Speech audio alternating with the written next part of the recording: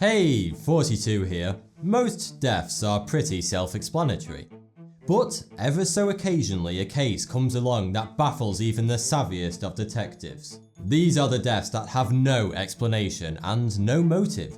We could just put these cases to bed and be done with it, but where's the fun in that?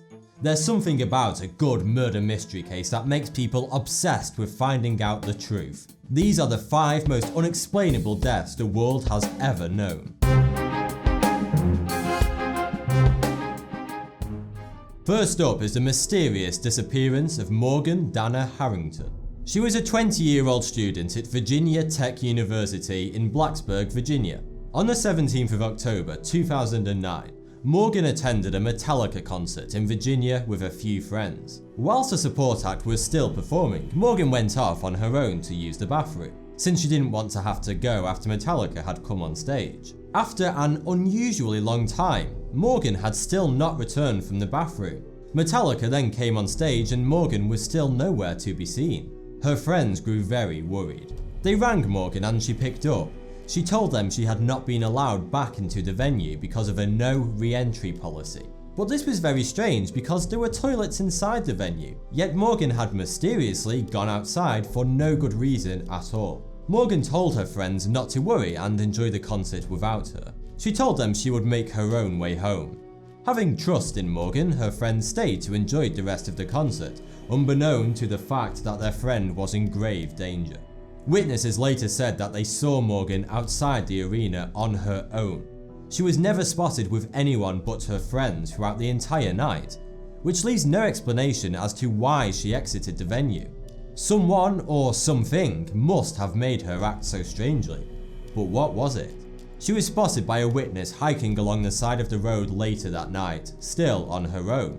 She was not seen again for several weeks until a farmer, several miles from the venue of the Metallica concert, found the skeletal remains of a young woman on the outskirts of his property. The remains were confirmed to be that of Morgan. There were signs that her death had been extremely violent and she had been raped. There was extremely little evidence to go on, and what had led Morgan out of the arena that night and caused her to end up dead at a farm several miles away is still a mystery to this day. In 2013, at the Cecil Hotel in the notorious Skid Row neighborhood of Los Angeles, one of the creepiest and most unexplainable deaths of the 21st century took place.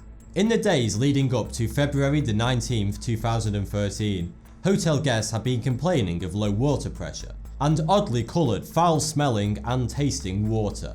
Some even said the water coming out the taps was black in colour. When the hotel staff went up to the roof to investigate the cause, they were shocked to find a body in the water tank.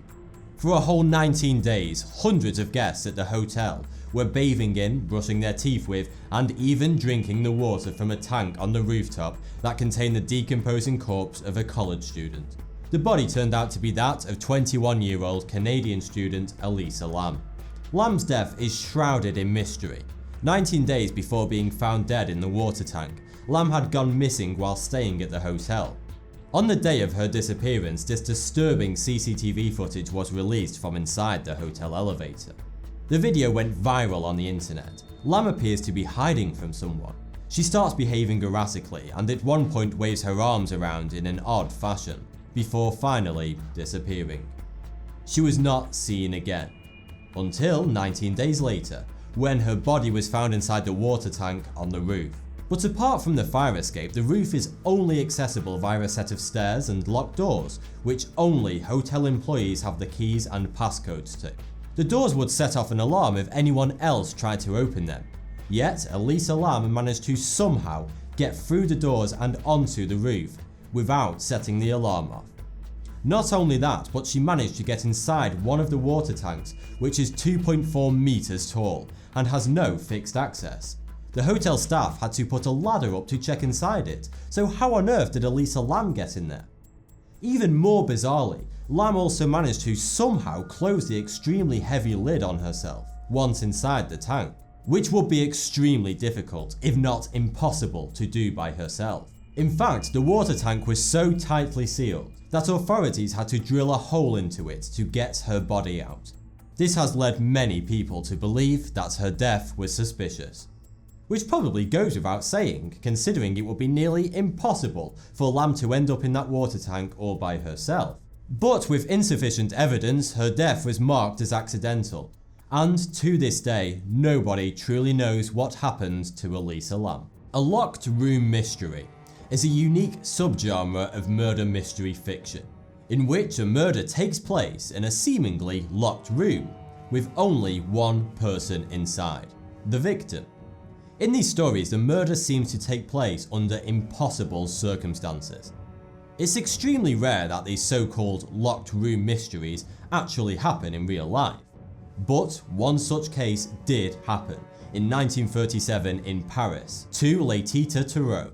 At 6:27 PM, Laetitia Turturro boarded a metro train at the Porte de Charenton. When she got onto the train, she was the only person in the first class carriage. However, when the train pulled into the next station, only 1 minute and 20 seconds later at 6:28 PM, Laetitia Turturro slumped forwards in her seat with a dagger in her neck. She had somehow been stabbed in the neck and killed in seemingly impossible circumstances. Witnesses at both stations swore that they saw no one getting onto or leaving Turturro's train compartment at either stop. And witnesses in both adjacent compartments said that nobody had tried to enter the one where Turturro's body was found. Police tried their best to solve the mystery, but even Paris's best detectives had no idea how Turturro could have been stabbed in the neck in a time span of 1 minute in a seemingly empty train carriage. World War II came and Turturro's case was forgotten about. Despite crime writers the world over giving it their best, nobody has since been able to solve this infamous real-life locked room mystery. Italian man Ottavio Bottescia was one of the most talented cyclists the world has ever seen. In 1924, he became the first Italian to win the world-renowned Tour de France race.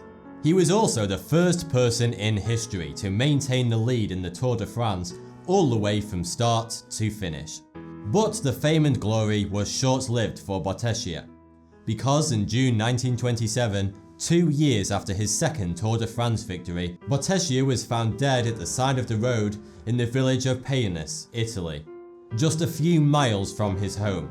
So what's so strange about this? It just sounds like a bicycle crash.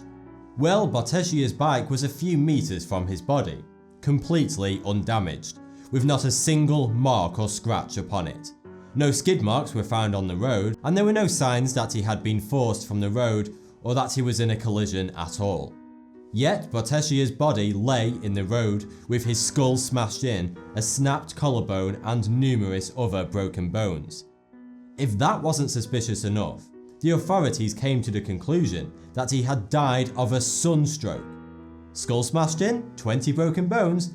Looks like a bad case of sunstroke, Chief. This ridiculous cause of death led many conspiracy theorists to come to the conclusion that Bottescia was killed in a government assassination for speaking out against authoritarian Prime Minister Benito Mussolini, and his murder was covered up by the police. To this day, we still have no further clue as to what happened to legendary Italian cyclist Ottavio Bottescia. Who put Bella in the witch elm? That was the question on everyone's lips in 1943. It all started on the 18th of April 1943, when 4 boys were poaching in the Hagley Woods near Witchbury Hill in Stourbridge, England. The boys stumbled across a large wych elm tree, believing it would be a good place to find birds' nests. One of the boys climbed up the tree. To his horror, the boy looked down inside the tree's hollowed out trunk and he saw a human skull with hair and teeth. One of the boys reported it to the police, and when they investigated they found almost an entire skeleton inside the trunk of the wych elm. They also found a shoe, a gold wedding ring, some fragments of clothing and a severed hand which was buried in the ground near the tree. After forensic examination, it was determined that the body was a female's and she had been dead for at least 18 months. Taffeta was also found in her mouth, suggesting that she died from asphyxiation. But then things got weirder. A year after the body was discovered, strange graffiti started to appear in random locations in the surrounding area. First on a wall in Upper Dean Street, Birmingham, and then in several more places over the next few decades, until the last graffito was sprayed onto the side of a 200-year-old obelisk, known as Witchbury Obelisk, in August 1999. The obelisk is located on Witchbury Hill, Hagley, near where the body was found. Every single one of the graffiti said the exact same thing: who put Bella in the witch hell? The identity of the killer and that of the graffiti artist were never discovered. Thanks for the view, subscribe for more. 46.